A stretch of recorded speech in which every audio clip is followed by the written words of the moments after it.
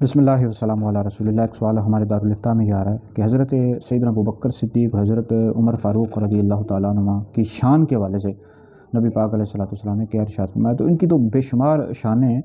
اور اس حوالے سے ترمذی میں ایک روایت موجود ہے، مشکات شریف میں موجود ہے، حضرت سیدنا عبداللہ ابن حنطب رضی اللہ تعالیٰ عنہ سے روایت ہے، فرماتے ہیں ان النبی صلی اللہ علیہ وسلم رآ ابا بکر و عمر فقال حاذان السمع والبصر، کہ نبی پاک علیہ الصلوۃ والسلام نے ابو بکر اور حضرت عمر کو دیکھا، ارشاد فرمایا کہ یہ دونوں کان ہیں اور آنکھ ہیں، مطلب یہ دونوں میرے کان